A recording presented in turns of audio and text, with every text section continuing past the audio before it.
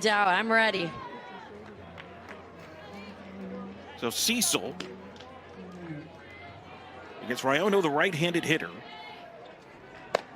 And we're underway. First pitch up high for a ball, 1-0 the count. What do we expect to see from Cecil against this Illinois offense that's led by their associate head coach, Laura Trout? This is a scrappy lineup, but one that will really swing in the zone and out of the zone as well. But they can put the ball in play. So for her, even her pitches out of the zone, she want to make sure she's executing with tight spin. There's a swing and a miss to Raiono, who of course hit 12 home runs, 48 RBIs, 352 last year, was an all Big Ten second team performer.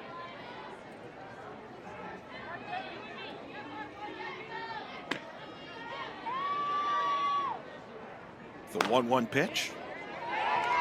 It's up the middle and through, and a single for Raiono.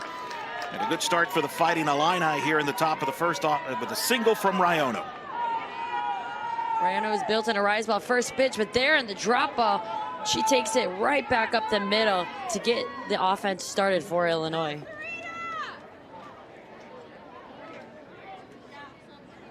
So that brings up the left-handed hitting Serena Starks, who was 3 for 3 earlier today in the victory against Cal Poly. A transfer from Princeton, was the reigning Ivy League Player of the Year winner last year. She steps in against Cecil, who's a transfer out of UC San Diego. 2022 Big West Pitcher of the Year, delivers ball 1. 1-0 the count.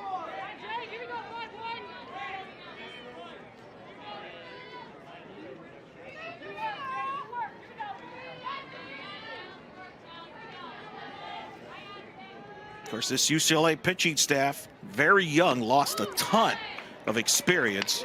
It's to strike Sydney. 85% of their innings pitched, 88% of their wins from their pitching staff gone from this UCLA staff from a year ago. Hard to lose a pitching staff that was so talented, but it's really just opening the door for so many more opportunities. You talk to Coach Perez, that's what she loves about UCLA softball. And Raiono takes the stolen base. Good steal there by Raiono, as Castro's throw is a little late. And Raiono setting the tone for the Illinois offense, Cindy. Yeah, already putting herself into scoring position with that steal, showing off her speed.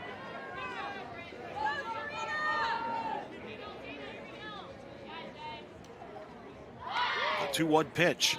Square to bunt there was Starks. Fouled it off, and it's 2-2 now, the count. Talking to Coach Barry, she talked about how Starks is still learning how to adjust to playing on the dirt. Being in the Ivy League, and especially at Princeton, there are so many turf fields. But I think if one field can feel sort of similar, it's these Mary Nutter fields with how hard the dirt is. The 2-2, a swing and a miss, and a strikeout by Cecil to get the first out of the ball game. Cecil doing a nice job climbing the ladder right there. You can see her executing that rise ball even higher than the one before.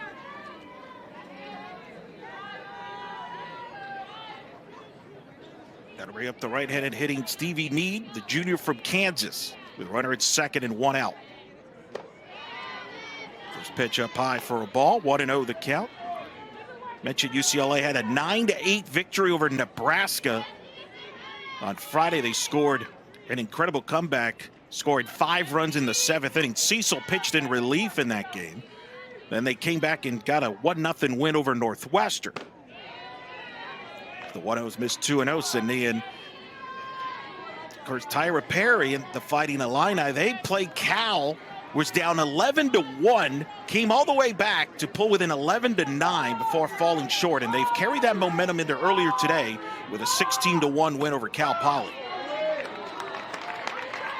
We talked a lot already about how both of these teams are young, but both coaches say the same message about their team is they're so gritty and wanting to learn. They're pushing their coaches to be at practice earlier because they want to get those extra reps in. The 2-1 to Meade, swings and fouls it off. Count is 2-2. There's Kelly Inouye Perez. 18th season as the head coach, UCLA Hall of Famer. Has been part of 8 UCLA national championships. 3 as a player, 2 as a head coach, 3 as an assistant. He's done it all at UCLA.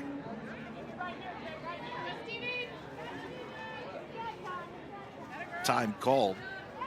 But Coach Perez told us earlier this week, they want to get some games in, get some confidence with this young pitching staff. They've made some adjustments in their coaching staff before the season, and patience is going to be a key for UCLA this year with this young staff.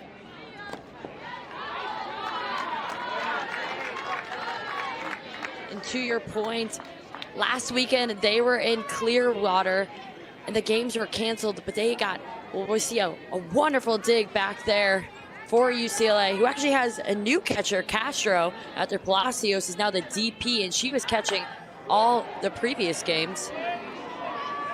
But as we were talking about before, is when they got all those games canceled at Clearwater, they made sure that they trained still. They were running full game practices, really trying to resemble playing in a game, so they were ready to throw punches as soon as they had their next opportunity on the field. And I think you can see that executed so well already this tournament. Payoff pitch from Cecil, again fouled off. Good battle here going on between Cecil and Meade. You've been on both sides of this as a two-way player, Cindy. What's it like here in this battle of a lengthy at-bat like we're seeing right now? It's really when you start to ask yourself, okay, she's done X, Y, Z. What pitches have I not seen? What do I think she's going to come back to? You start to really think the game in your head. Cecil loses her as that pitch is upstairs, and a walk by Meade. 2 on, 1 out here for Illinois. Here in the top of the first. And that'll bring up Abby Reinick to the plate.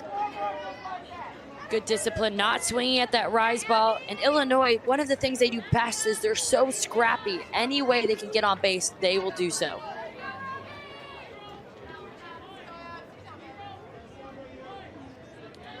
So now Reinick to the plate. The senior steps in a big spot here early. He takes ball 1. How much do you believe, Cindy, in momentum? This Illinois team, I mentioned, made that comeback against Cal, scored 8 unanswered, nearly pulled it off, then responded with 16 runs earlier today against Cal Poly. Can that carry over? This game thrives off of momentum. That's why this matchup is such a good one, because you have two teams who are riding on a ton of momentum. They feel confident in the box. And you can see that already from this Illinois lineup. They know the pitches they want to attack, and they're going to make Cecil work for it. 2 balls, no strikes to count to Reinick. Riono at second base, Meade at first. Cecil right now falling behind here, Sydney. 3-0 the count here, flirting with trouble here right off the bat here in the first inning. She tried to do a different pitch there, throwing it off speed, anything to change it up and get a strike, but just missed high.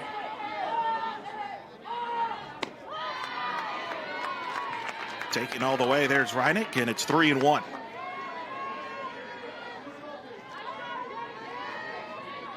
Madison Curl on this deck. This is the count that you...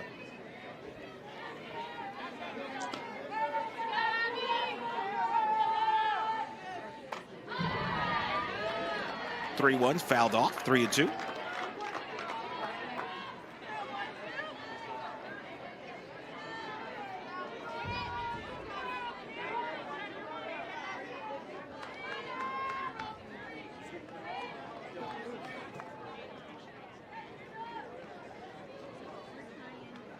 Big pitch coming up here, Sydney. What do you think Cecil does here as they work on the dirt? 2 on, 1 out, big 3-2 pitch. She's going to try to find the plate. The last thing she wants is to walk the bases loaded. I expect her to go to a rise outside is what she's been comfortable with.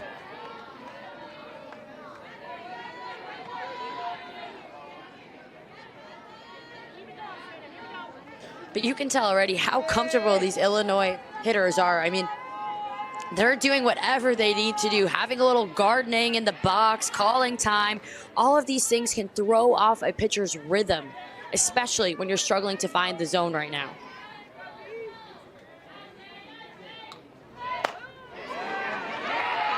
Ball's hit to left. That's going to drop in for a hit. Riono's coming around. She will score. They will send Meade. She will score. It's a 2 RBI hit by Reineck, and the Fighting Illini off to a fast start. Take a 2-0 lead. A big time hit, keeping her hands on top of that rise ball and driving in the 2 runs. Huge for this Illinois team to really let themselves know that they can compete with anybody in the country right now. The throw late. Would have almost liked to see a pump fake by Brady there because it was so behind, and see if you could get the runner at second base. Play with a lot more confidence as this tournament is developed. They have, and that's what really happens with a young team. You get your feet under you, and then you're off your way. Both of these teams starting to find it. Ground ball to second, and the out is recorded there. There's Pola making the play. They're advancing to third. It's hard anytime you go and swing on the first pitch, especially with a new pitcher. Would have liked to see Carroll take a pitcher to get comfortable with a new motion from Terry, but a good out for Terry coming in.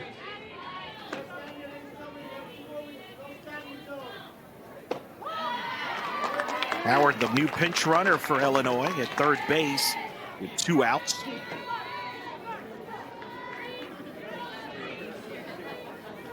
Cindy Mollett, the sophomore, to hit from Missouri.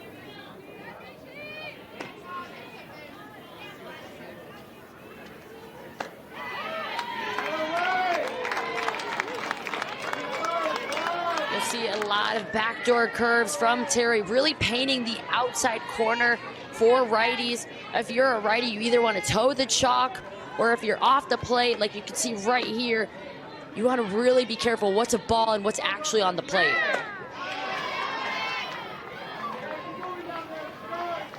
Pitch missed there for a ball.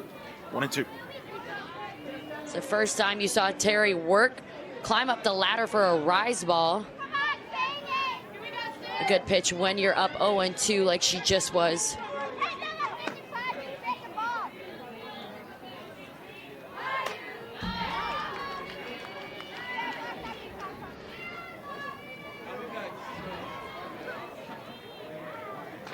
One and two the count.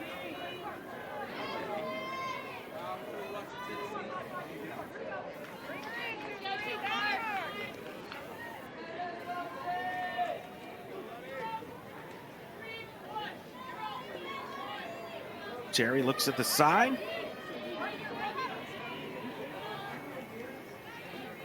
And the 1-2 pitch. Missed there high, 2-2.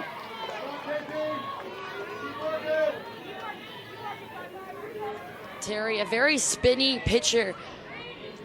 And a lot of times, because a curveball and a rise ball are so similar, you'll see a pitcher have both of those in her arsenal, able to keep the same grip and just work back and forth. Strike three looking to end the inning. It's Terry in relief, but the Fighting Illini get 2 in the top of the first and lead 2-0.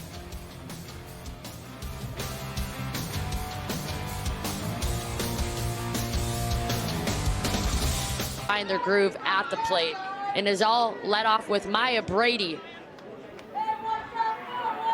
She'll face Tori McQueen, the senior. Lefty delivers first pitch outside for a ball. McQueen pitched in the victory against Cal Poly. Got a 3.65 ERA so far this season. The 1-0. Good there for a strike. It's 1-1. Yeah, and McQueen pitched earlier today, and she looked sharp, not allowing any runs. One thing I noticed is she leveled up with each inning that she threw, but especially when runners were on base.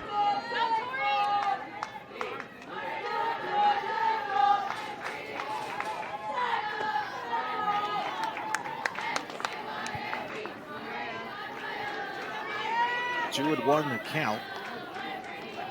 Brady, Pola, and Ulchin here at the bottom of the first for the Bruins.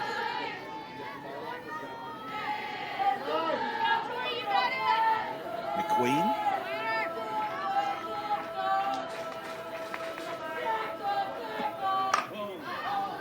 And that is hit to left in foul territory and out of play. Take a look at last night. Here's a look at Maya Brady doing what she does best.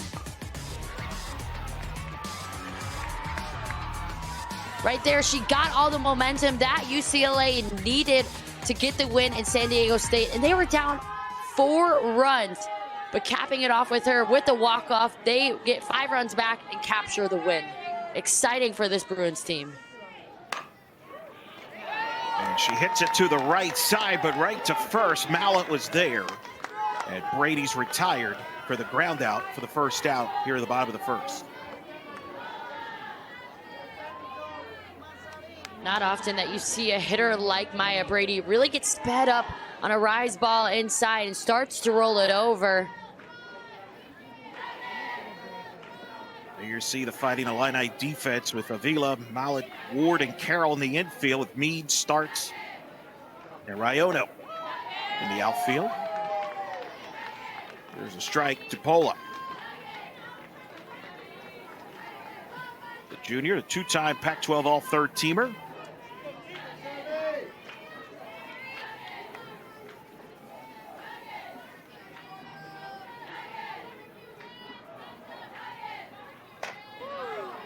The 0-1 foul back, 0-2. I love when a pitcher isn't afraid to show her changeup the first time through, because once a hitter sees it once, it's now in every other hitter's mind when they step in the box that she has that off speed, and it really keeps a hitter honest.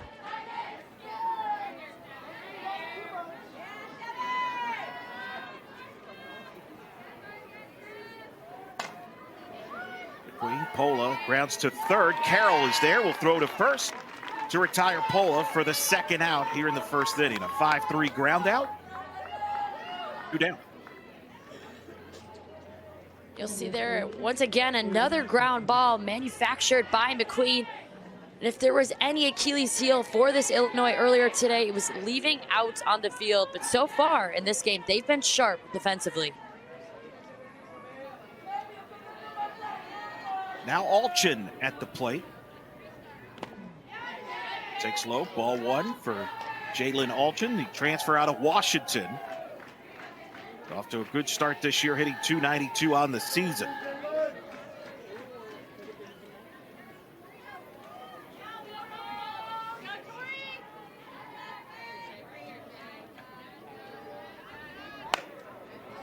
The 1-0, and that's foul back. Out of play. One thing I noticed about Ulchin yesterday was how often she was swinging at the first pitch. Now, she went 3 for 4 in one of the games yesterday, and on 3 of those times swung at the first pitch, and the other one was this. So she's looking early in the count, believing that's when the best pitches will be. She lays off that pitch in the dirt.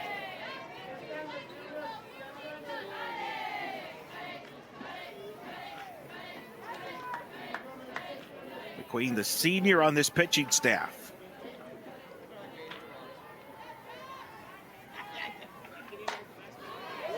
The 2-1's foul back, 2-2.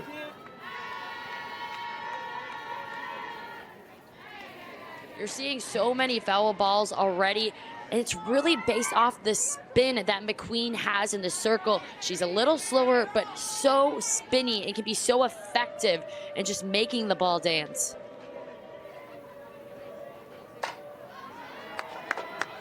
There's another foul ball right there, Sydney. You're right, the spin, that's going to be a key factor. There's working early. And she learned that from the player right behind Ulchin, Sydney Sickles, was a 5-year player for Illinois. She was one of the best to ever do it in their circle. Very much known for that rise ball as well. Coach Perry says McQueen learned a lot from her. Sickles was so much of a coach on the team in her last 2 years.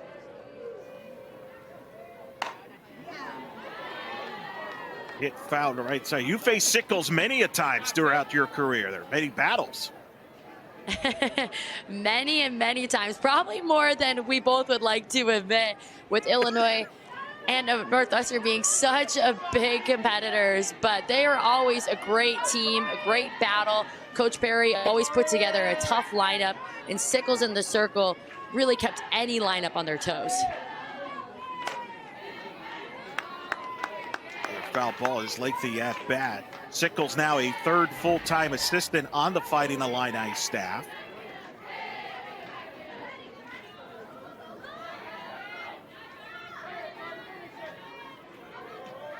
Gets to help lead this staff. Alchin here has been fouling pitches left and right. Does it again right there, Sydney. So the battle is on between Alchin and McQueen. And you have to love a long at bat like this. And really the reason why is McQueen is painting these corners. There's such a beautiful pitch on the outside corner. And because they're so well placed, it makes it hard to put it in play. And Alchin has worked the count full, 3-2. 2 outs here at the bottom of the first. Megan Grant would hit if the inning were to extend.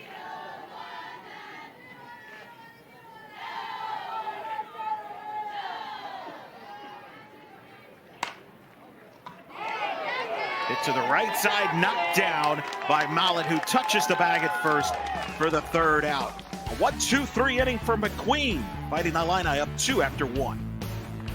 Look at them in their short sleeves, enjoying some warm weather while they can. It's always great to see the fans and the families that are willing to travel no matter how many miles away. For me, it was my favorite thing as a player. Keyword there, shorts. They don't get to wear those type of weather in the Midwest this time of year. No, they do not. Actually, one of the fans in the stands that we can actually see from here is a Northwestern softball player who is able to see her sister, Ella Katie, play for the first time for the Illinois. It's a fun little sister duo in the Big Ten. That's always great to see that family ties. Such a big weekend. It's Megan Ward at the plate to start it off for the Fighting Illini. Takes a strike against the freshman Caitlin Terry. Curveball painting the corner there, starting almost as a ball, but finishing just enough to get 0-2. In great position to start this inning.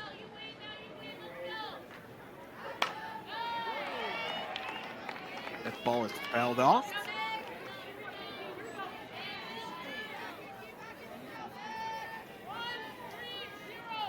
Coming out to see the action in person, the official ticket source is through the MaryNutterClassic.com website.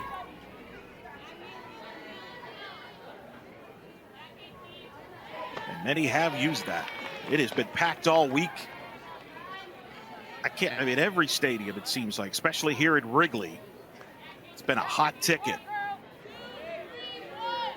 Especially on this Saturday, Sydney. You can imagine what that's going to be like on those Saturdays and the Sundays here. Oh my goodness, that crowd just fills me with so much joy over how the sport is growing. It's grounded to short. Brady throws to first in time to retire Ward, her fellow shortstop, for the first out. And that was a lot closer of a play than I think Brady felt like it was going to be. Almost by half a step, not even. But Brady just in time to get the out. Paige Birkmeyer steps in. I want to expand what you just said, Sydney, about the crowds. Do players notice that when it's this packed? You definitely do. I mean, you're locked in on the game, but you can feel the crowd around you. You can hear the cheers, and it just really excites you. It makes you more motivated to see all these people are here watching your team in this game. And as a player, I feel like it just brings you so much joy to realize how many people want to be here to celebrate softball. It's one of the best tournaments in the country. You look at every field, has so many topped games going on. Talking to all the most of the coaches in this tournament and players, this is a tournament they circle every year.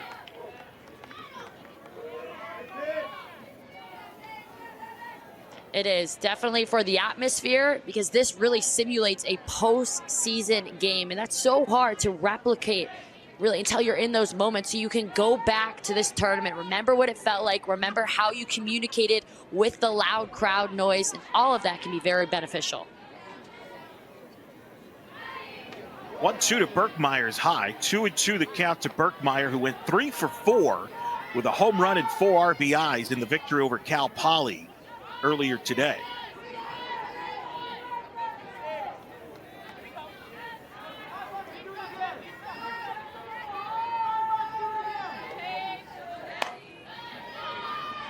She lines that foul. Illinois playing their second game of the day. UCLA will still play one more after this game against Baylor. Sydney, how did you always feel as a player? Did you like having that break in between two games, or did you like playing back-to-back? I was definitely more of a back-to-back.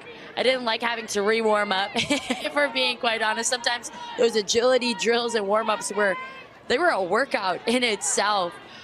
But, you know, it does give you time to rest, time to take your cleats off, which most of these players will do. Birkmeyer fouled that off her foot. She's going to walk it off. If it hurts, she's not going to show it, is she, Sydney? You never show it. Looks like she will take it off her back foot. That's an interesting one. You don't see that one quite often.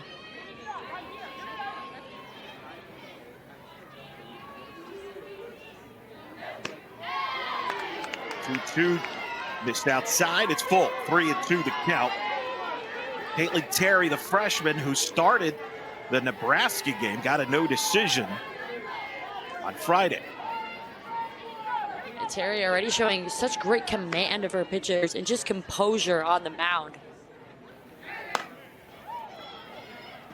She gets a grounder to second. Pola tries to backhand. Quick throw to first in time to get Birkmeyer.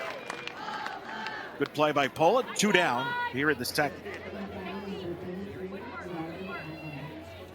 Pola did a nice job sticking with it. A little bobble, but able to barehand it. And the key is you want to grab the ball with your bare hand after a bobble. The last thing you want to do is go to your glove again, because then that transfer, you're just too late. The game is too quick.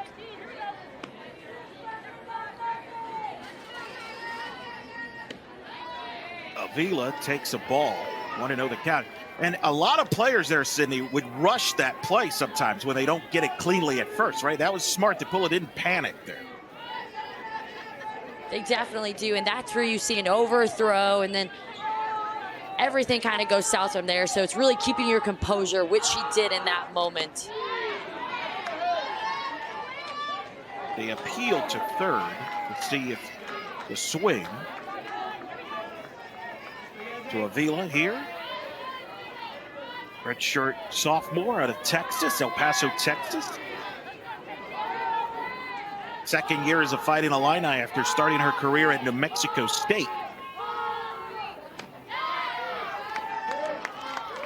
Takes a strike there.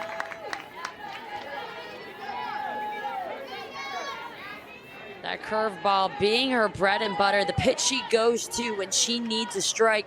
She messed around with the changeup, a rise ball, but when it became time she needed to throw that strike, the curveball was the one she wanted.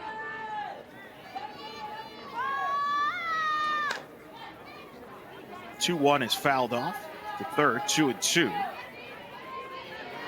Cindy, you called that Nebraska game. You saw Terry. What's been your thoughts on seeing her, not just this weekend, but you got to see her in Clearwater? Well, I must admit, I'm pretty partial to left-handed pitchers with red hair. It's a thing for me. But like I said, you can't tell she's a first-year pitcher. And I think that shows how much competition she faced from travel ball. She's also a 2-time Gatorade Player of the Year in high school. So she's been facing top-notch hitters, and now she's just doing it on a bigger stage. And to her, it's not much different. The distance from the home plate to the mound is all just the same.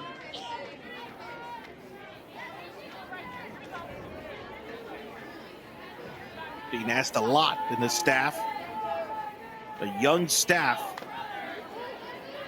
that lost, of course, Megan Faramo and Brooke Giannis, All-American caliber pitchers, part of this young staff that Kelly Perez has. We are seeing hitters just battle in the box.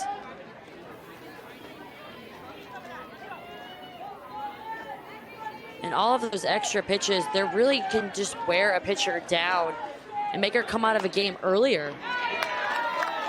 Line to short, Brady's there to make the catch. 1-2-3 inning for Terry. We head to the bottom of the second. Illinois up 2.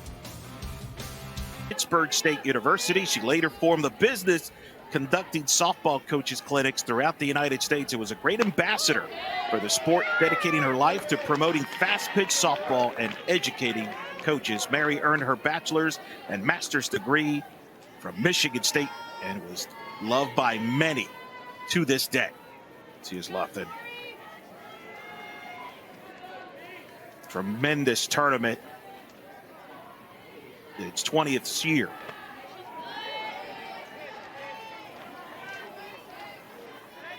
Pitches ball one. Sydney, right? Many players look forward to playing in this tournament at some point in their careers.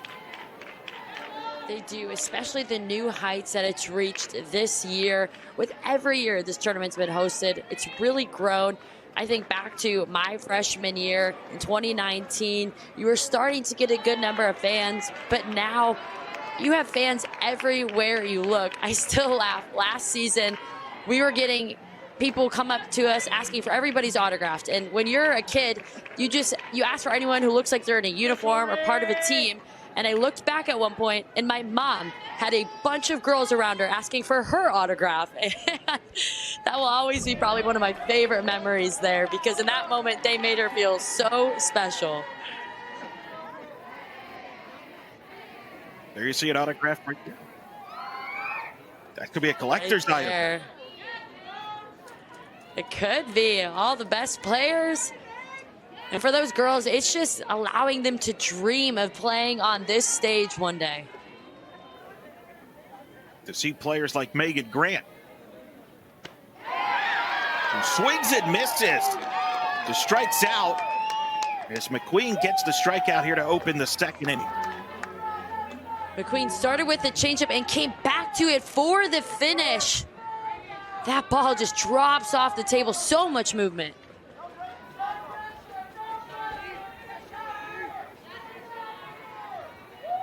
Now Charlize Palacios, who's at the DP spot in this game. The redshirt senior out of Chula Vista, California, takes a ball who has got a big responsibility this year. So we've talked so much about the UCLA young pitching staff and the inexperience, and Palacios has a big hands now as the catcher for this staff to be more of that leadership in that with the pitchers. And Coach Perez cannot say enough. A base hit for her there. Yeah.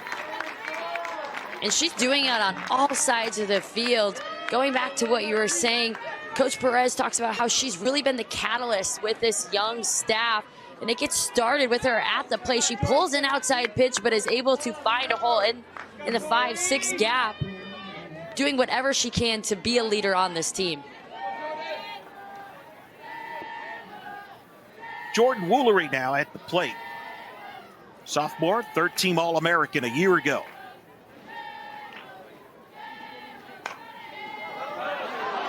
Swings and loops one into right. That's going to drop for a hit. Palacios will hold at second. It's a single for Woolery, and the Bruins have 2 on, 1 out here in the second. See the timing hit was able to just to find no man's land. As a pitcher, that's so hard because you know you had her beat on the pitch, jammed her up. But as a hitter, sometimes you're able to tip your cap and take that one for yourself.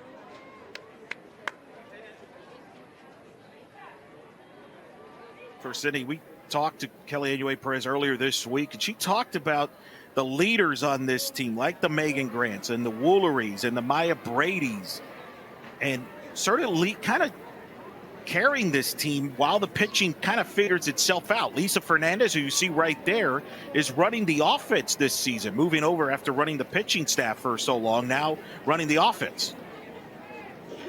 So many people have been shocked by that switch. You can see the chemistry between the two of them, but everyone forgets Lisa Fernandez, not only was she a fantastic pitcher, but she was such a talented hitter. She hit over 500 at UCLA and then was in the 3 spot for so many Team USA teams. So she knows just as much about hitting as she does pitching, and has only elevated this hitting lineup that you can see is getting better week to week.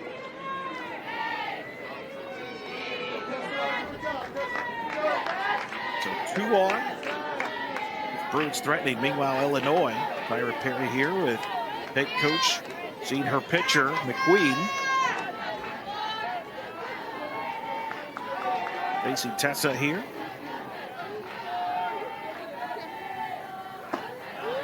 First pitch high, ball 1, and important for McQueen to stay very poised. You know UCLA is going to pressure you throughout this game with their talented hitters. That was just a good pitch, but a good hit by Woolery. Can't really do much about it sometimes.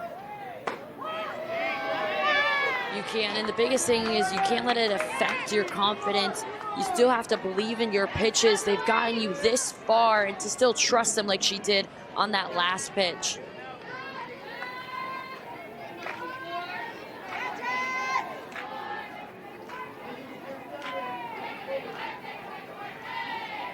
One pitch. Change the speed there, Sydney, and get ahead 1-2. I love that. Mixing that in, perfect timing. She tunnels it so well off the pitch she had on the outer half of the corner the one before. Makes it very difficult as a hitter.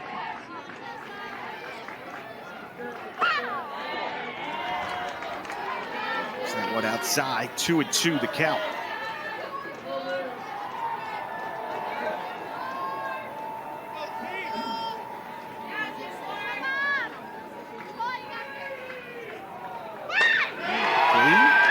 The strikeout. Huge strikeout for McQueen for the second out of the inning. Mixing up those speeds on the outer half allows be fooled on that one. You can see her reaction. She is just so focused.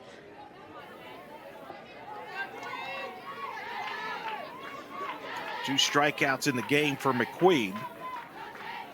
Castro now, who's catching in this game, gets jammed, lines it to first. The catch is made, and McQueen and Fighting Illini get out of the jam. We are through 2. It's Illinois up 2. To this day is because of what she has morphed me into. And I think you see that from so many players who committed early, is you just got to know them like family. It was more than a player-coach relationship. Raiono to lead it off, top of the order for the Fighting Illini here at the top of the 3rd. I knew you were a big Raiono deal, Sydney. We were in Clearwater and everybody wanted to talk to you. That's what I knew. The softball world is so small once you get in it. Everyone really knows each other.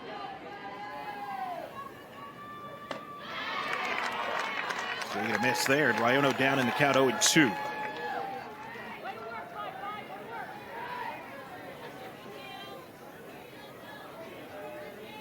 Raiono, a second team All Big Ten. Was an all-region performer a year ago.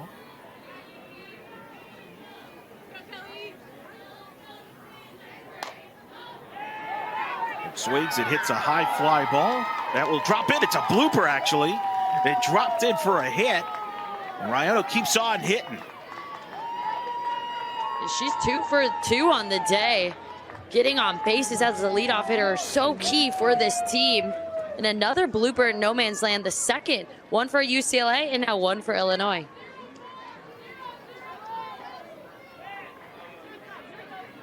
Well, the Bruins outfielder, Sydney, was playing back. They were like me. I think they thought that ball would carry more, but it was more of a blooper. And it works out for Riono, who's on for the second time. Here's a bunt and a throw to first in time as Starks, though, gets the sacrifice bunt to advance Riono to second base. Little small ball here by Tyra Perry in the Fighting Illini.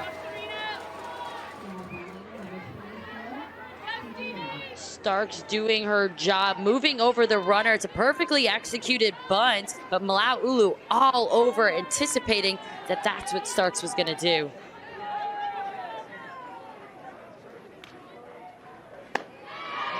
Stevie Mead swings and misses. The count is 0-1 to Mead.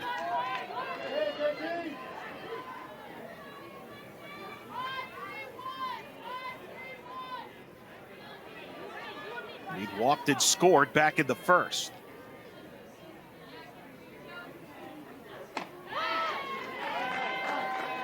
It's a strike. The corner, it's 0-2.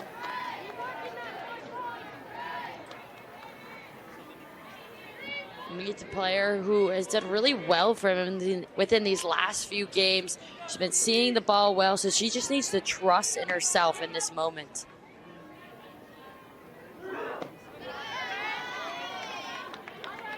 Up and in, 1-2 the count.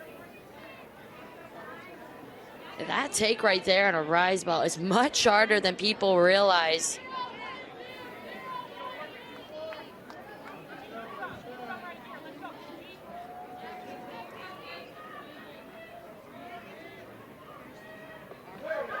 One-two from Terry. That's foul back.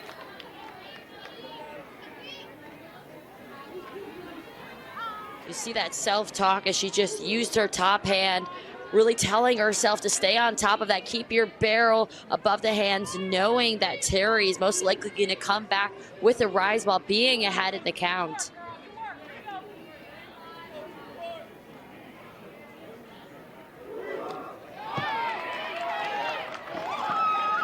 That ball gets away. And now Riono gets to third base. And I don't know if you heard that. Castro says, "I got you," after missing that ball. Understanding that's a big moment, bringing a runner over to third with only one out.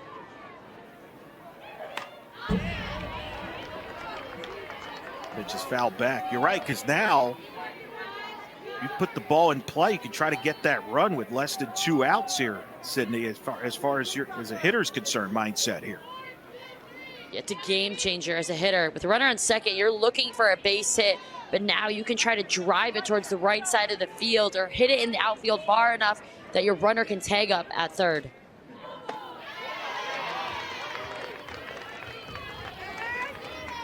It's missed there for a ball. Stevie Mead, the junior from Kansas. With a runner at third, 1 out. Trying to add on here is Illinois up 2-0.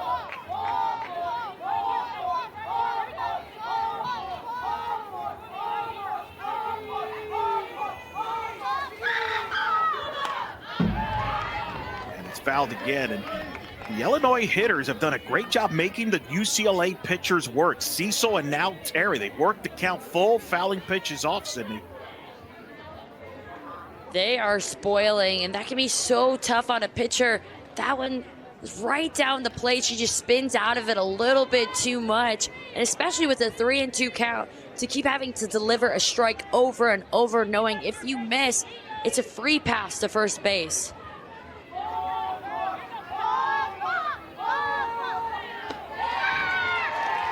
And that's missed high, and it's a walk. Mead earned that walk. Second walk of the game for Mead. And it's runners at the corners, first and third with 1 out.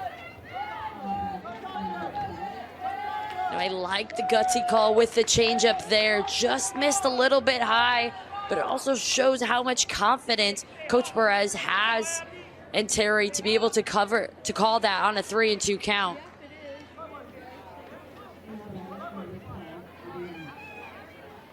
Reineck will come to hit.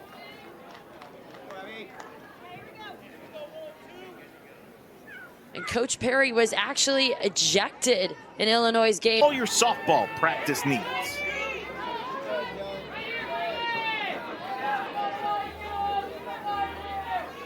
So now after the changes, first pitch to Reineck is low for a ball. 1-0 the count.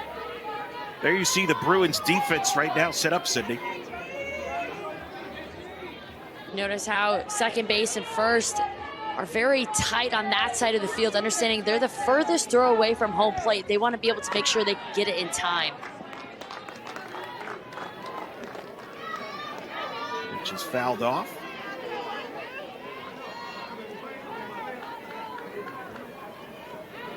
Reineck doubled, had a 2 RBI double back in the first inning. Alchin now moved to left field, by the way. Mionio in the game, in the outfield. 1-1. Line foul.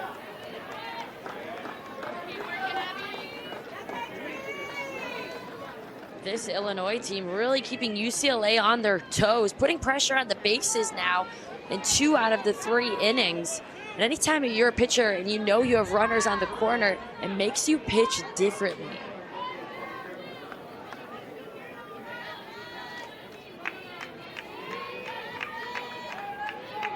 Terry ahead 1-2 on Reineck.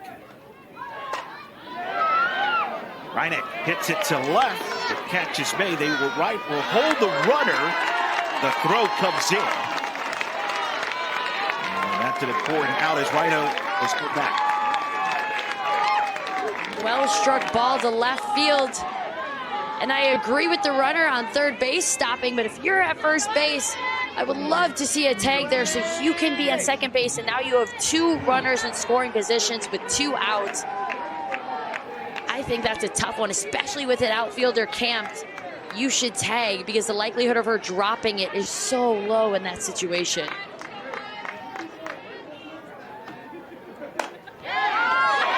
Allison Carroll lines a base hit, the liner to second, I should say, the catch by Pola. And Terry works out of the jam. Still through 2.5. Illini up 2.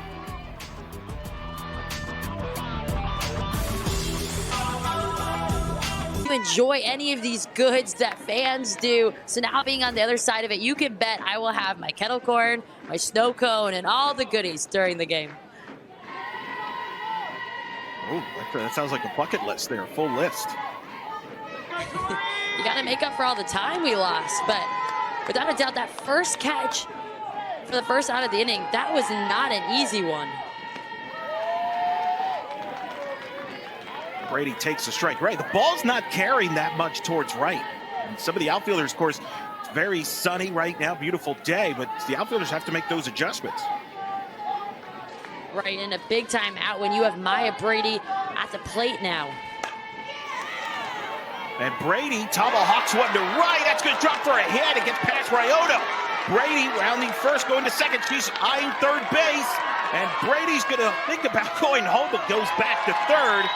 And nonetheless, Maya Brady reaches and gets on third base with 1 out. Brady always talked about her power, but here you'll see her speed. I mean, her timer on those bases. Outfielder, when you're diving, you have to make sure you keep the ball in front, whether you take it off your body. And I think she might have had a chance, but with 1 out, a smart call and stopping her at third base.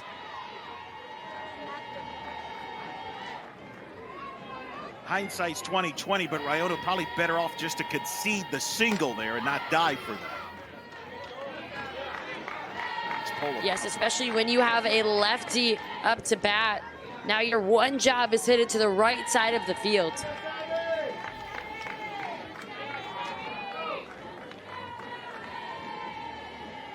Brady at third base with 1 out, 0-1 count to Pola. Pola now. Swings, hits a high fly ball to center.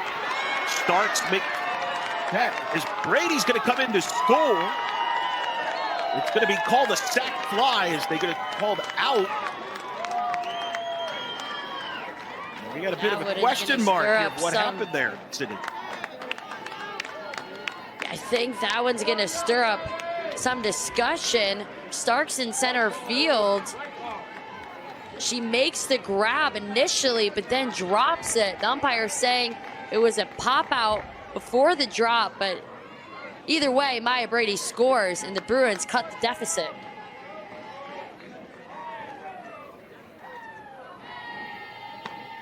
First pitch from McQueen, a swing and a miss. Well, you saw the home plate umpire go with the outside right away. Question was, did Starks have enough possession of the ball there to keep for the out, Sydney? That's the big question. It's one of those. I think she was thinking about the throw at home before she really secured the ball.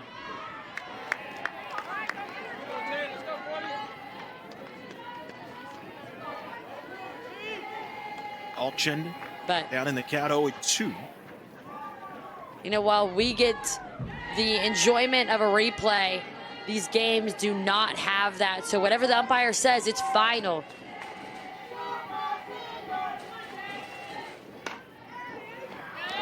Reaches for it, grounds to first. Mullet is there. She's been busy so far. And gets out of the inning. The Bruins get a run. Certainly a good one here early. As Illinois with a 2-1 lead over UCLA. Ranked 19th in the country. We're at the top of the fourth inning. First pitch ball. For this Illinois team that is still looking to find their identity, to be hanging with the number 19 team in the country should fill your entire dugout with confidence over the potential and who you guys are becoming as a team. Sydney Mallett swings and misses there, the sophomore.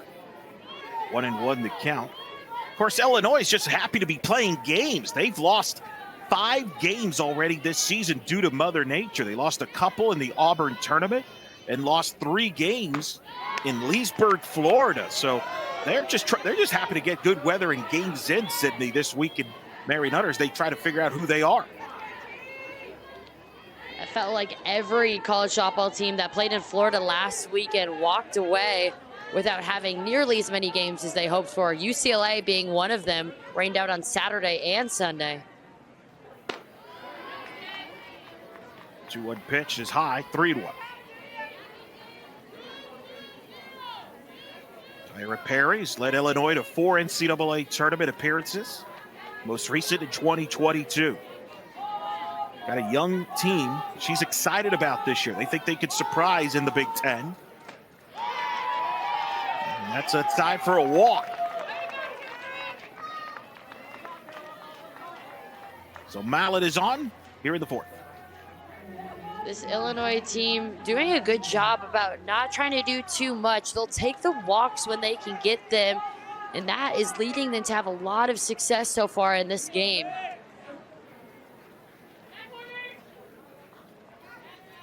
Ward will come to the plate. This is such a very typical Illinois style of offense. Galora Trout, former Georgia Bulldog, the associate head coach, runs the offense. This is pretty similar. Of course, she learned from Jerry Glasgow and Lou Harris-Champer in her playing days at Georgia. But this is pretty much Illinois softball that you got to see, Sydney, all those 4 years, their approach to the plate. Very confident, trying to make the pitchers work. It isn't every time I face them, and the rest of our pitchers, like you said, they're going to make you work. They spoil off those pitches, they draw the walks, and then when it's time for them to have the big hits, they execute it because they've been so disciplined with their eyes at the plate. And it's the walks that really propel them for those big hits when the moment counts. Pitches miss low, 1-1 the count. What have you seen from Terry so far since coming in relief? Early in the game, she had a great command. She was using a lot of that curveball and then being effective when she would go to her rise and her off speed. And I think you've seen her lose a bit of that command, especially on that go-to curveball that she's looking to just find back that consistency.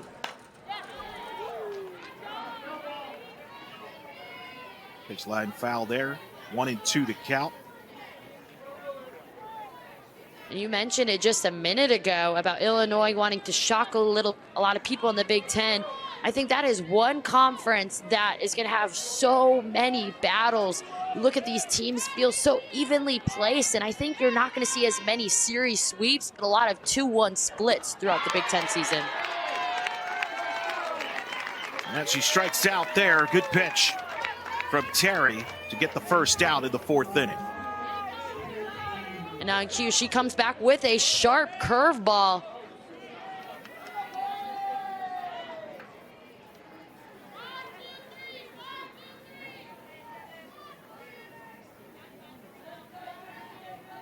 It's a 1-on, 1-out.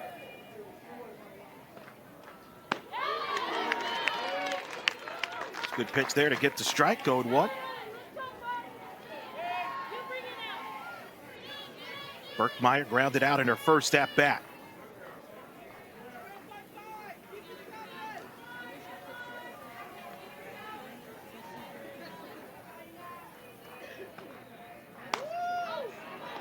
And Berkmeyer likes to third. The catch is made for the out. 2 gone. Real quick. We talked about Illinois having a young team. But then you also have hitters who are juniors, seniors, that this is the first opportunity they've had to start. So they've spent years in waiting, just practicing, waiting for those moments. And now against a team like UCLA, they're having them. Avila takes ball 1. Well, Cindy, you mentioned the Big Ten. Of course, the big story, Jordy Ball out for the year for Nebraska at the part of our year to tournament, torn ACL. But the sets around the league, it's a wide open league. Northwestern, very young, but dynamic with their offense. You got teams like Ohio State, which returns a lot. A wide open league where a team like Illinois could surprise it. It's everybody's. This conference is going to be fascinating this year, Sydney. It's maybe as wide open as the Big Ten race has been in a while. Without a doubt. And then you bring an Ohio State team who returned 90% of their lineup. Penn State, who's undefeated with a freshman pitcher in Bridget Nemeth.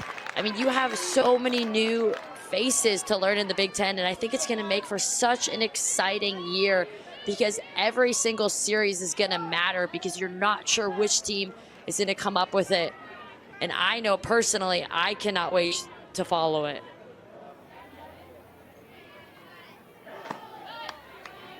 1-2 is outside. 2-2. There you see the representation in this tournament. With Illinois, one of the 5 Big Ten teams. UCLA, one of the 5 Pac-12 teams. 5 Big West teams. Big weekend for the Big West. Cal State Fullerton knocking off Tennessee already in this tournament. It's the 2-2. Tap too short. Brady, the first. Side retired. Illinois strands a runner. We head to the bottom of the 4th. Illinois with a 2-1 lead. Ready to watch softball in this type of weather, in this environment, atmosphere, Sydney, between these two. A good one here between the Fighting Illini and the Bruins.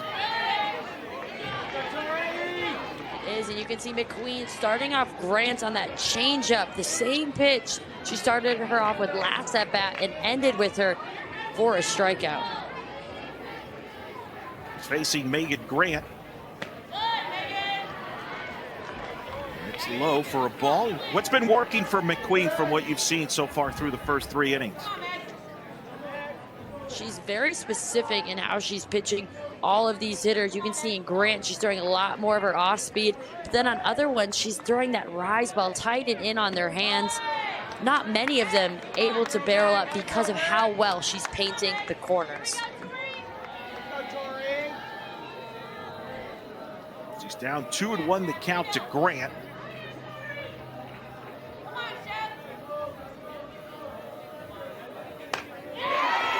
And Grant pulls one into right for a base hit. Leadoff single for Megan Grant to open the Bruins home half of the 4th. Grant doing a great job splitting the plate in half, attacking that inside after only seeing outside pitches, driving it into right field. Very patient for the one she wanted.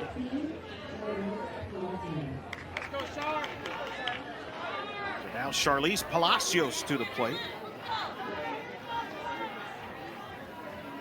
Redshirt senior steps in with Grant at first.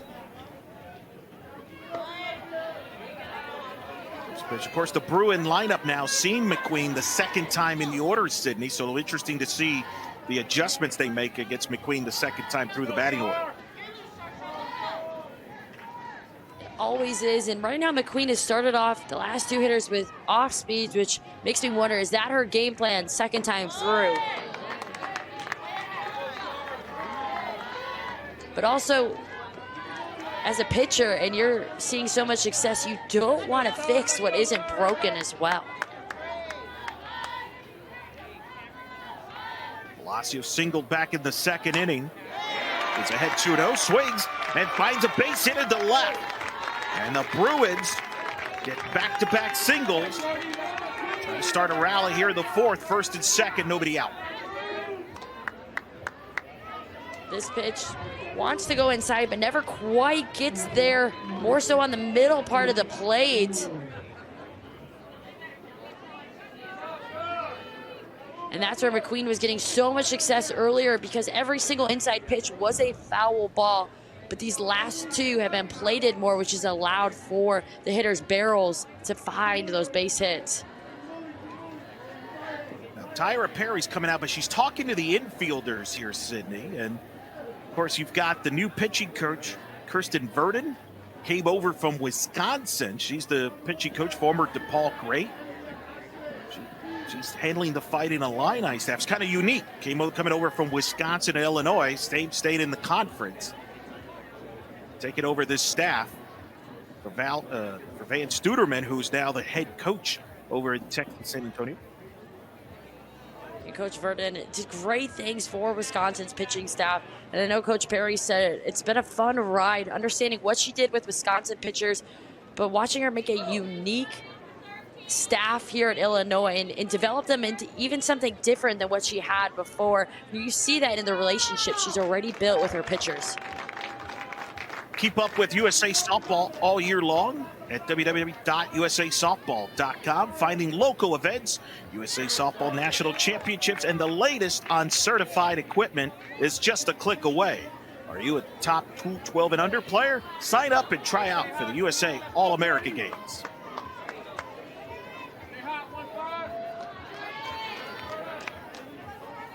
So now 2 on, nobody out. Woolery at the plate.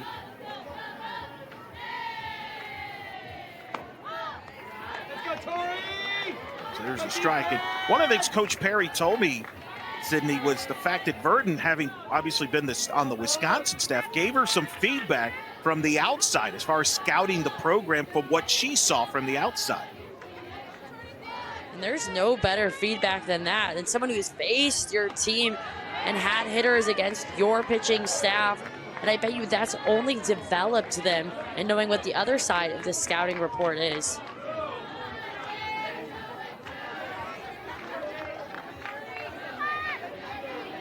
Queen ahead 0-2 here on Woolery.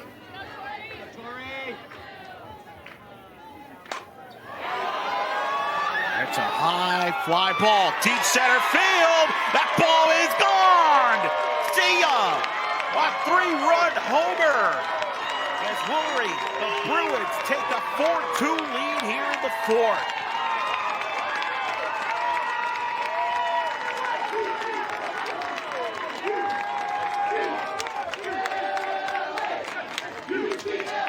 An 0-2 pitch. That pitch was just way too good. Woolery able to capitalize on it, kept her barrel going with the spin of the pitch, sending it into deep, deep center field.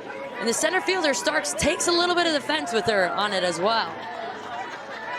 It's this talented UCLA offense who shows how they could explode at any moment. They were held in check through the first 3 innings. But have gotten 3 runs here in the fourth to lead 4-2 on the 3-run homer by Woolery.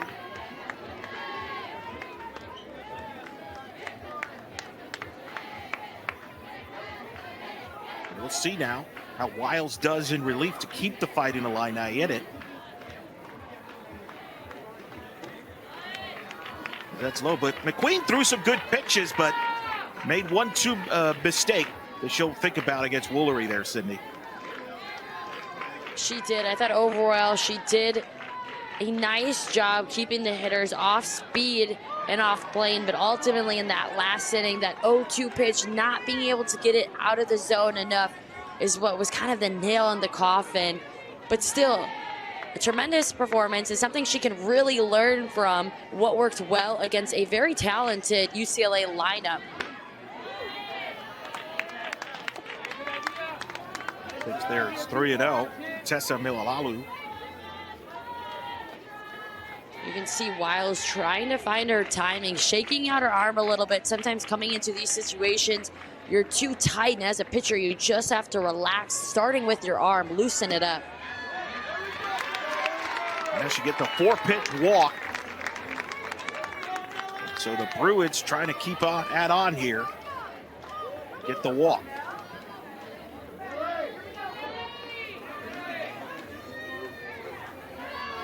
Part of the learning curve, Sydney, is coming out of the bullpen sometimes, get ready to throw strikes. Sometimes that could be a challenge for a pitcher. So different than starting a game is coming out of the bullpen. It's just a different mentality and mindset. Now you come into a game where you're down and you try to be that spark for the team. So you really have to practice both. And there's ways you can replicate it outside of a game, but it really is in a game with the crowd cheering, the game on the line, is the only time you understand how to battle your emotions in those moments. Mionyo at the plate, lines foul. Good sign if you're a Bruins fan to see Mionyo hitting. She got injured at the beginning of the season. You saw her pinch run in the Nebraska game, and here now getting a chance to hit.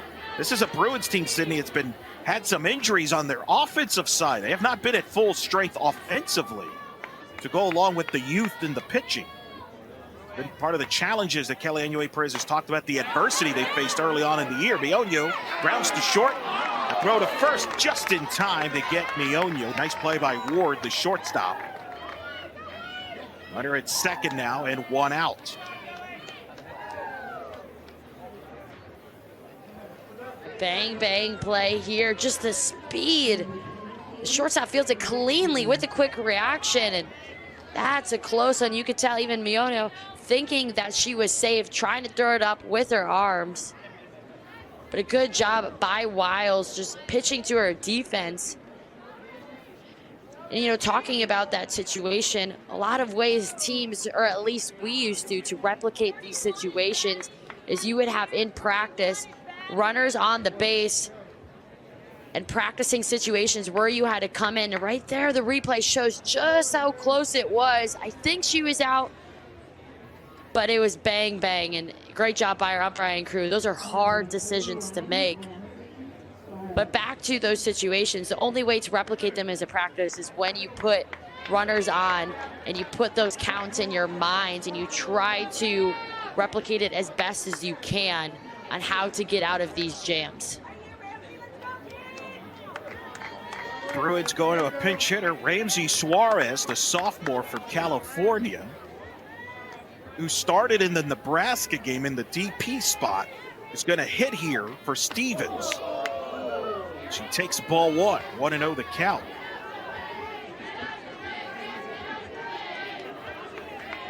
Suarez played 29 games last year. Let's look at the last pitch. She's laughing with Blue, saying, I think that hit me a little bit, but nonetheless, she'll take the at-bat.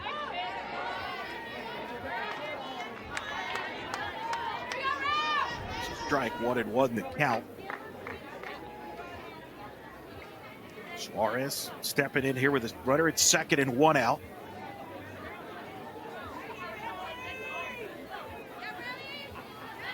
Bruins leading 4-2 on a 3-run homer by Woolery in this inning.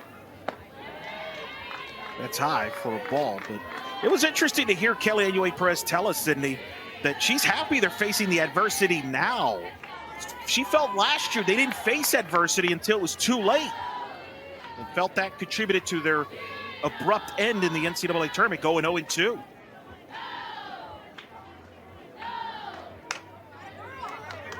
As that's hit to third. Carroll is there. Throw to first to retire Suarez on the ground out. Runner holds it second with 2 outs, with Maya Brady coming to the plate. I agree with what you were saying. I was shocked when she said it, but so much of it made sense. They had a star-studded team last year that really kind of bulldozed their way through season, didn't face that adversity. So when it happened to them at their very own regional they were hosting, they weren't in that situation before. They didn't know how to work themselves through it. And now I think the returning players are so much stronger because of it. Maya Brady takes a ball. You've seen it in this tournament, even in that come-from-behind win against Nebraska, where Brady hit the walk-off base hit to beat the Cornhuskers. You can sense the growth there. They beat Northwestern. And Coach Enue Perez feels as they get more games under their belts, they'll be better off for going through some of these injuries and some of the inexperience and learning on the fly and learning to punch back. And that started for them in week 2 with the statement win against Florida State. And going into the bottom of the 7th, being down multiple runs, trusting you can come back, something you'll carry with you throughout all of your games for the rest of the season. Brady ahead 2-0. He was a top 3 USA Softball Player of the Year finalist last year. Top 5 in UCLA homers career-wise. And she draws a walk. Clearly, Wiles very careful with Brady. And with the open base, Sydney, perhaps an intentional walk there with the open base. You don't want Brady to beat you here. That's what it felt like, especially with 2 outs. I think they were smart and careful, and they were going to pitch her half a ball out. So that way, if she wanted to swing at it, it's hard to do much damage with a pitch like that. But also, it wasn't just a straight-up intentional walk. And sometimes those are better for a pitcher anyways. When you see a catcher stand up and off to the side, you really get out of your timing and your rhythm as a pitcher. So sometimes those where you just throw a ball off the plate with the catcher still in their squatting position is a lot easier to come back then and throw strikes. Savannah Pola rounded out in her previous at-bat. Hitting here with 2 on, 2 out.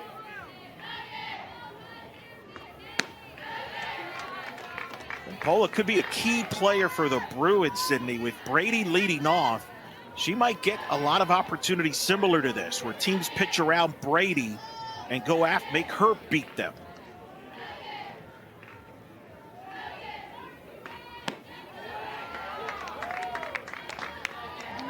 She'll learn how to manage those situations when that happens. And I think that's why you saw Brady move up to the 1 spot in the lineup, is they felt like that was happening a lot when she was at 2, 3. And people had to pitch her when she was starting off a game. Pola takes a strike. It's 3-2. 2-time All-Pac-12 performer. That's a great point. That's one of the reasons they have Brady leading off, is to get her more pitches to see and more at-bats during a game.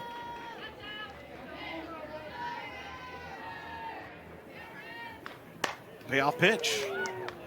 It's up to short. Ward goes to second to get the force out and end the inning.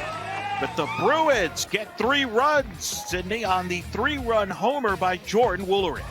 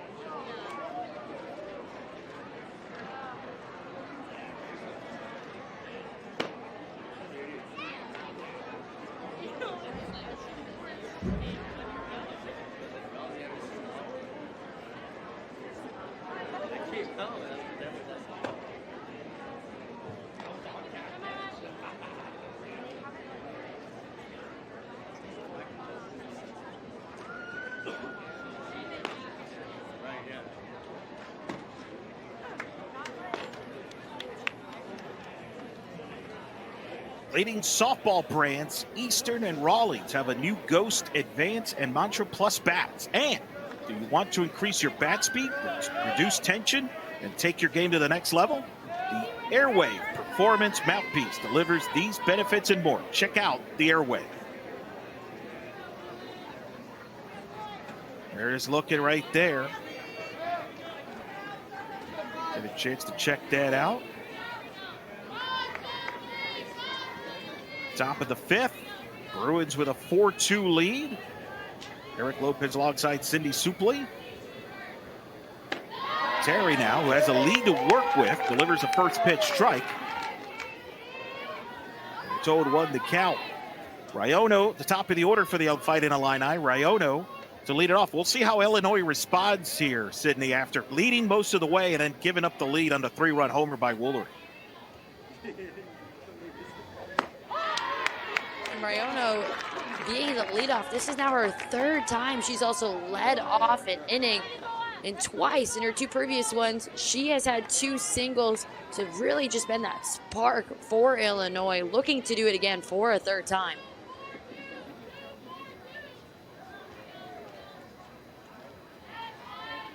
She hit 12 homers, 48 RBIs, was an all-region performer last year, all second-team Big Ten performer. Raiono takes a ball. It's very interesting to see both teams, Sydney, putting their best player at the leadoff spot in the batting order. You said it best previously. It's so they can get more at bats. You look at Maya Brady, because she was the leadoff hitter, was in that situation to walk off the game last night.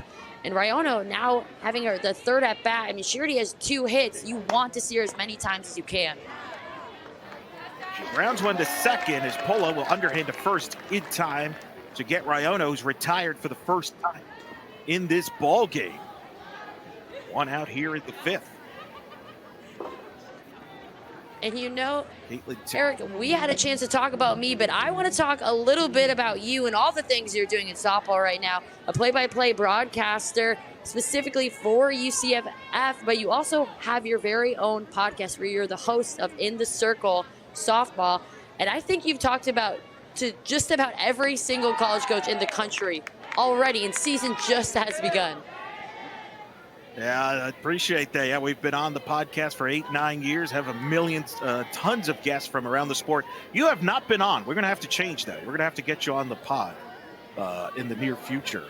But it's certainly a fun to cover this sport in many hats. Starks. I would love that.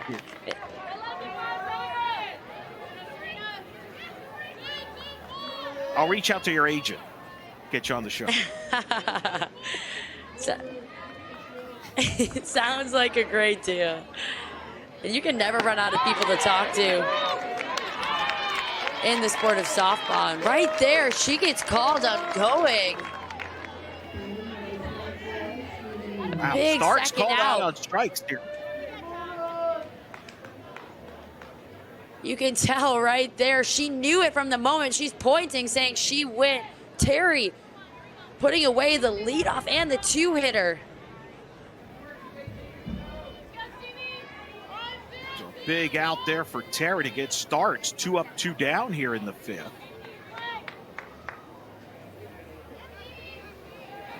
Terry's pitched 4 1/3 innings, 3 strikeouts, 2 walks, just 1 hit allowed. Came in relief of Cecil as she gets a quick 1-2-3 inning here in the fifth. We head to the bottom of the fifth. Number 19 UCLA with a 4-2 lead.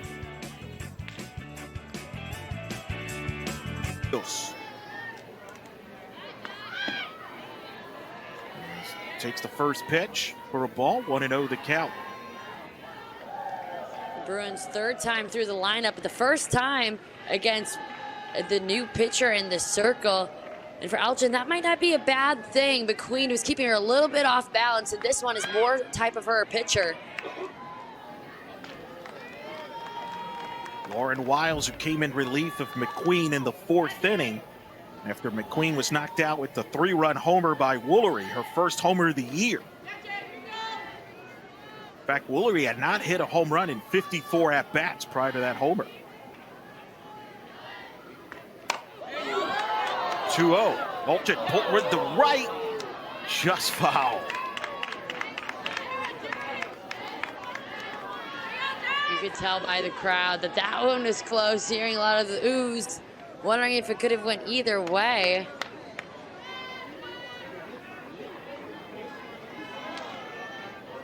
But one of the things you mentioned, Cindy, and I've noticed it all week, the atmosphere. It feels, the calendar says it's late February, but it does feel like a postseason atmosphere with the crowds and everything. This is one of the few venues that you'll see in college softball where the crowd is on every side of you. You see it going all the way down both sides of the line, across the outfield, and it's really only in Oklahoma City and a few other stadiums across the country do you get that surround sounding from the crowd. Alchin draws a walk to start the 5th here for the Bruins. And as players, you feed off of that. I've had many players tell me that they notice that gives them an extra boost. Not that you need it, but definitely the players are aware of it, and it does make a difference. You do. I think whether the fans are for you or against you, I remember we were in a super regional at Arizona State, and there was very few people for us at Northwestern, but just the crowd and hearing the noise and people care and be so invested in the game, that fires you up no matter what side they're on. And sometimes can give you a little chip on your shoulder too, especially if you're in Illinois, and because it's in California, you have more UCLA fans. You can feed off of that. Megan Grant at the plate. Ahead 1-0. Takes high 2-0 the count to the second-team All-American last year. Was a top 10 freshman of the year finalist, all Pac-12 first-teamer. I remember watching that super regional at Tempe, one of the greatest, wildest super regionals in recent memories. Northwestern went to OKC, beating Arizona State, a 3-game classic. I think that series still took a few years off of my life. Gave me a few gray hairs at an early age. And Grant gets a 4-pitch walk. And it's 2 on, nobody out for the Bruins here in the home half of the 5th. That one not being a competitive pitch, an easy take for Grant. If I'm Illinois, whether you're a catcher or anyone in the infield, you want to take a second and calm down Wiles in the circle.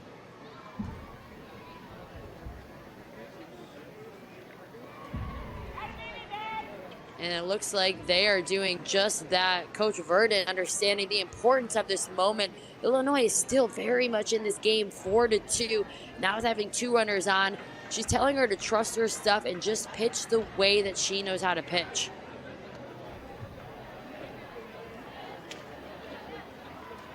Well, you mentioned it earlier, Cindy, about building that relationship with the staff. That is what Coach Verdon, that's in situations like this is a great example of building that. It is, and for Wiles being a junior, this is now her 3rd pitching coach that she has had in college. So she has to be so adaptive every season. And when you're a pitcher, your pitching coach is someone you spend every single day with in so many hours in a bullpen, just her and you. And so she has just been so resilient and trying to build chemistries every season right off the get-go. But it's one of those that it really takes time. Palacios at the plate. Takes ball 1. You mentioned 3 pitching coaches. Of course, Lance McMahon. She started with Lance McMahon, then went to Alabama. Van Studerman took over last year. She then left to be a head coach at UTSA. And now you got Kristen Verdon. So that's a challenge for a pitcher to have to go through that many changes. There's a strike. And on the other side of the field, that's why UCLA, I think, is so tough year after year, is because of their consistency, and not only at the head coaching position, but throughout their entire staff. And if you're someone who's looking to be recruited, it's so comforting to go through all of your 4 years and recruitment process and knowing that you have your head coach, your pitching coach, your associate head coach, and your hitting coach all dialed in and so loyal to that program. You can really just build with one another throughout your years. 2-1 pitch to Palacios low, and right now Wiles trying to keep the ball down, but not able to, falling behind these Bruins hitters, kind of flirting with trouble here, Sydney. Her pitches are tailing off to the right side. It almost seems like her hand and her thumb is slipping out instead of just staying through it all the way towards the catcher. And that's called a ball, and Palacios draws the walk, and the bases are loaded with nobody out.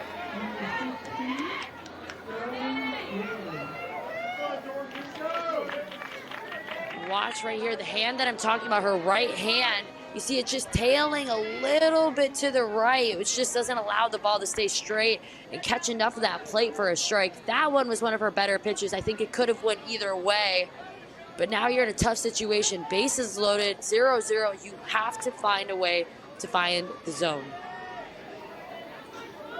You're facing Jordan Woolery. Hit a 3-run homer in the 4th. And that's low ball 1-0 the count. Woolery's first home run of the season to center back in the 4th inning gave the Bruins a 4-2 lead. Now hits with bases loaded, nobody out.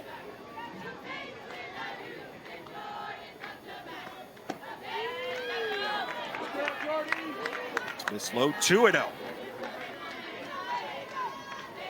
Woolery, the hitter you want up after a 3-run home run earlier. You know she's coming to the plate with a ton of confidence.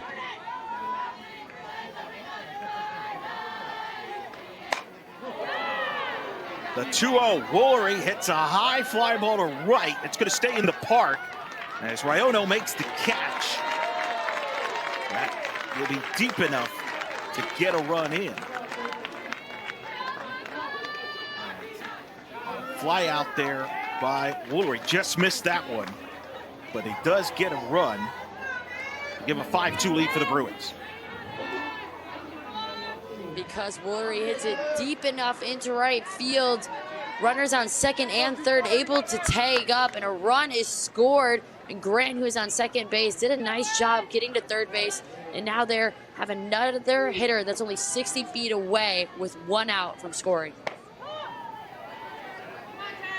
Tessa now at the plate, takes a strike.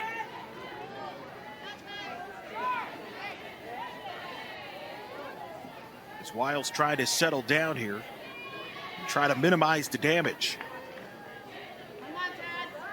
It's a 5-2 lead for the Bruins, 2 on, 1 out.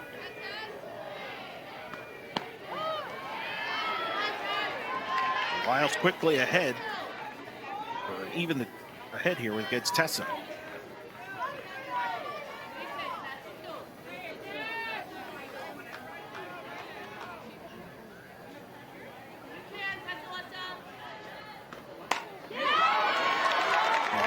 Is going to drop in for a hit to left. That's going to drive in Palacios, who will score. And it's an RBI hit as the Bruins extend the lead to 6-2.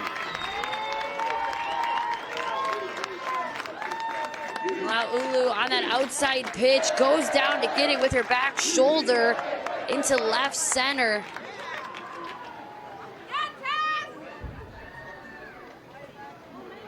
And that will score Grant. Bring another runner to third. UCLA starting to open the door on this game, and that will be it for Mississippi State. Gets the ball here with 1 out in the 5th.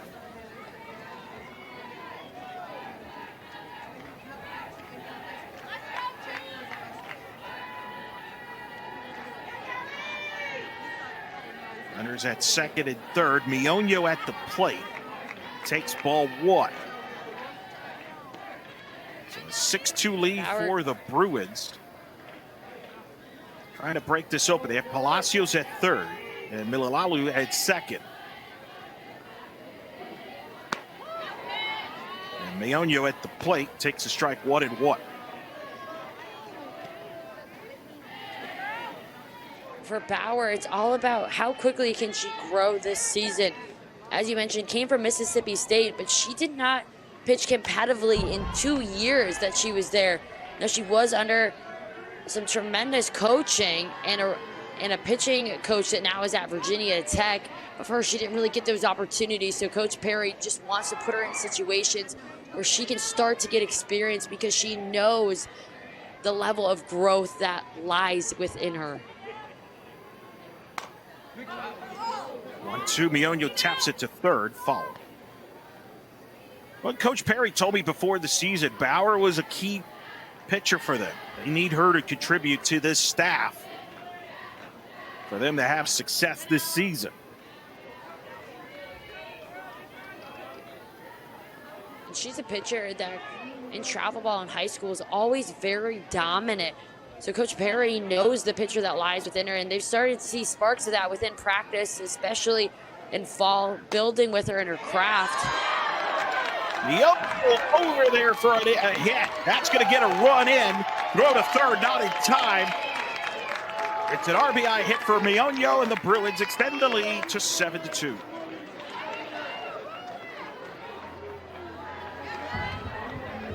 See, on the up and in pitch, great job, so hard with the slapper, running through the box. That rise ball inside is coming even a foot quicker to you because you were running through it, and she hits it perfectly.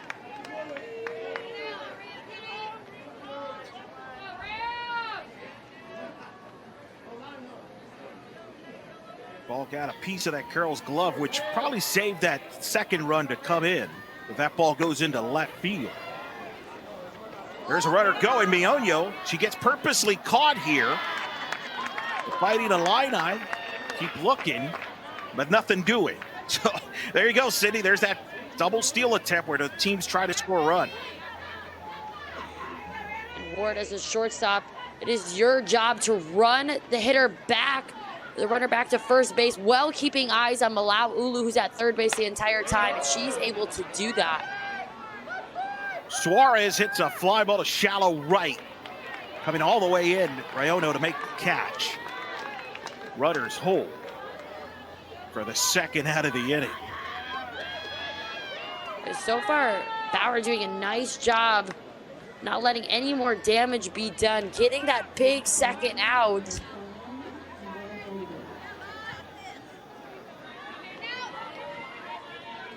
Of course, now she gets to face Maya Brady,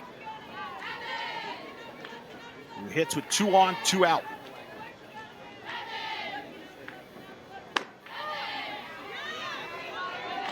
Brady takes a strike, 0-1 the count.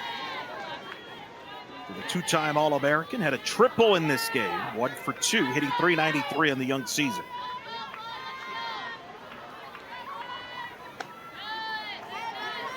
That's missed outside for a ball.